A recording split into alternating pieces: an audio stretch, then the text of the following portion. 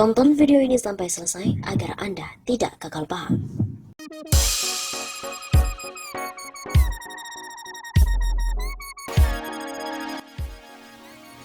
Anies Baswedan adalah pemicu penguatan kurs rupiah.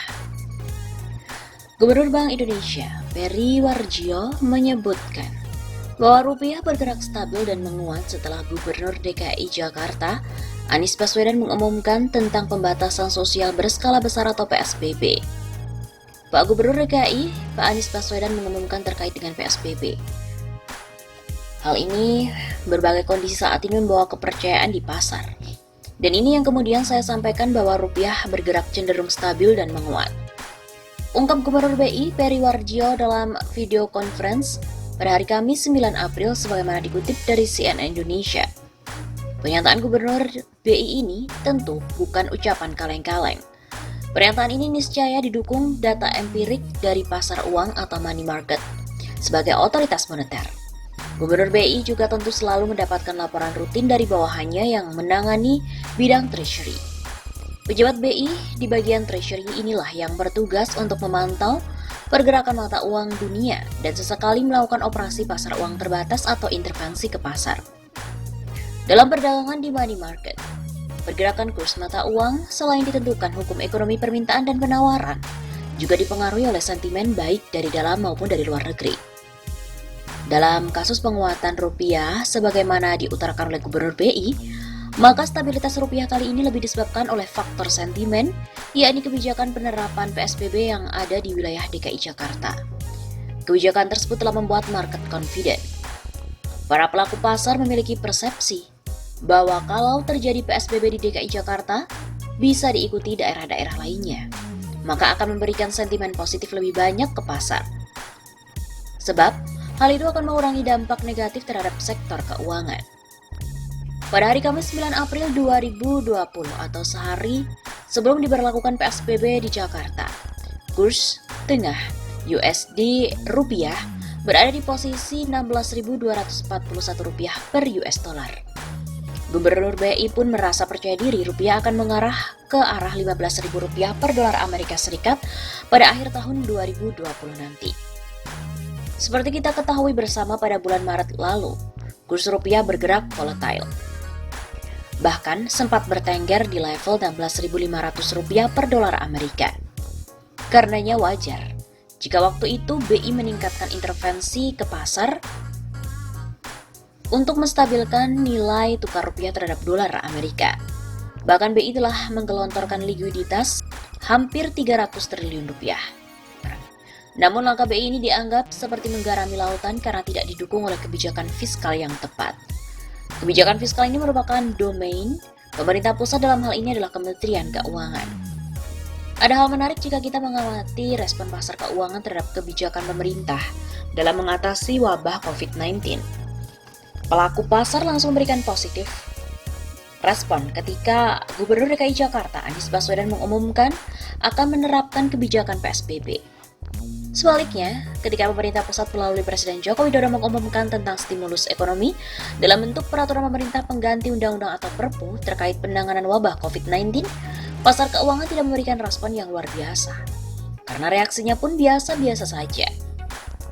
Ketika saya dulu masih berkutat di lapangan, menulis dari lapangan seputar laporan bidang keuangan dan juga moneter, para pelaku pasar baik di capital market maupun di money market bisa menghukum otoritas moneter maupun fiskal jika kebijakannya ini tidak kredibel. Mereka yang berkutat di pasar keuangan umumnya sudah mengetahui fundamental keuangan ekonomi Indonesia. Jadi kalau ada para pejabat yang berbohong atau membuat kebijakan yang tidak tepat, terutama dalam menghadapi situasi krisis seperti sekarang ini, para investor di financial market biasanya akan segera mengamankan aset mereka dengan menjual saham ataupun memborong dolar Amerika. Di sejumlah negara maju, para pejabat yang memiliki otoritas di bidang keuangan dan juga moneter, umumnya mereka lebih hati-hati dalam membuat pernyataan. Bahkan pada zamannya, Gubernur Bank Sentral Amerika Serikat, The Fed, Alan Greenspan, merupakan sosok otoritas moneter yang sangat kredibel. Dia batuk sedikit saja, harga saham dunia maupun kurs mata uang pun bisa ikut terguncang. Sementara untuk pejabat Indonesia, sering serampangan dalam membuat pernyataan. Misalnya saja seperti Menteri BUMN Erick Thohir yang beberapa hari lalu membuat pernyataan yang menyebutkan bahwa dalam situasi terpuruk, rupiah bisa mencapai Rp20.000 per dolar Amerika Serikat. Erick Thohir mengatakan kondisi perekonomian Indonesia sangat terdampak dengan mewabahnya virus corona. Selain pertumbuhan ekonomi yang melemah, lanjut Erick, nilai tukar rupiah juga bisa tergerus karena efek corona. Bahkan dalam skenario yang sangat berat, nilai tukar rupiah bisa mencapai Rp20.000. Katanya nilai tukar rupiah melemah menjadi 17.500, sangat berat menjadi Rp20.000. Begitu kata Erick sebagaimana dikutip dari redaksi Kompas. Pernyataan Menteri BUMN ini secara tidak langsung bisa mendorong masyarakat untuk memborong dolar Amerika Serikat.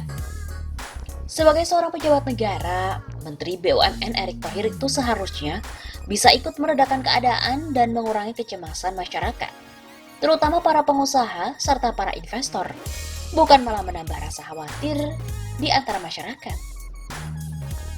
Oleh karena itu wajar kalau kemudian ada sementara kalangan yang menuduh Erick Thohir ini ikut bermain dan berdagang mata uang asing karena dengan sengaja dia telah membuat pernyataan kurs rupiah bisa mencapai Rp20.000 per dolar Amerika Serikat.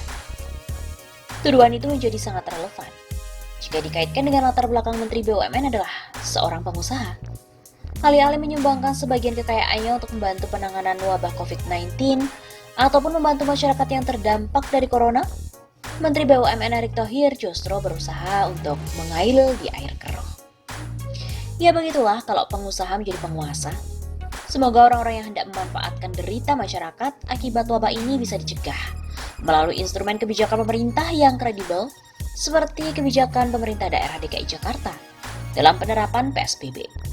Wallahu a'lam bishawab.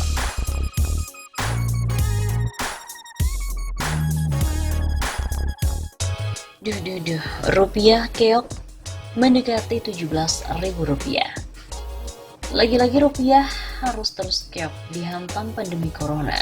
Dari data kurs tengah Bank Indonesia atau JISDOR, pada hari Kamis 2 April tepat pada pukul 10 waktu Indonesia Barat, nilai tukar rupiah berada pada posisi Rp16.741 dan posisi ini melemah dibandingkan dengan pada hari sebelumnya yang berada di level Rp16.413. Sementara itu, data dari RTI, nilai tukar rupiah berada di level Rp16.450 per dolar Amerika Serikat.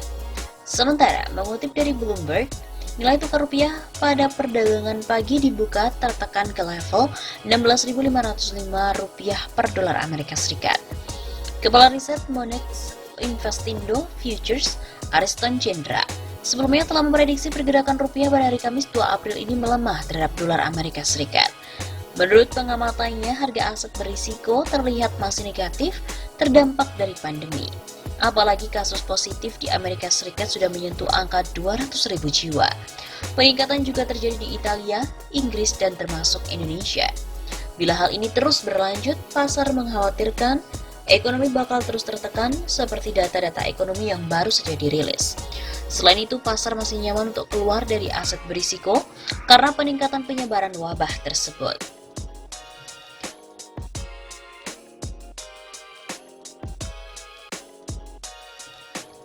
Tingkat imbang hasil obligasi pemerintah Amerika Serikat tenor 10 tahun terlihat kembali melemah ke kisaran 0,57% mendekati level terendah sepanjang masa yang terjadi tanggal 9 Maret 2020 di 0,36%. Dan ini bisa mengindikasikan permintaan terhadap obligasi tinggi sehingga harga naik dan tingkat imbang hasilnya pun turun.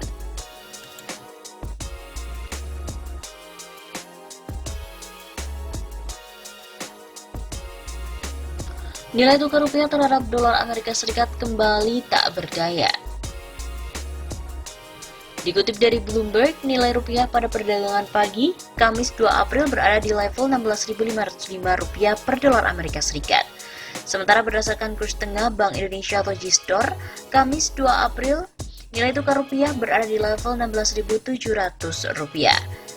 Sebelumnya, Kepala Riset Monex Investindo Ariston Chandra juga memprediksi pergerakan nilai tukar rupiah terhadap dolar Amerika Serikat melemah pada hari Kamis kemarin.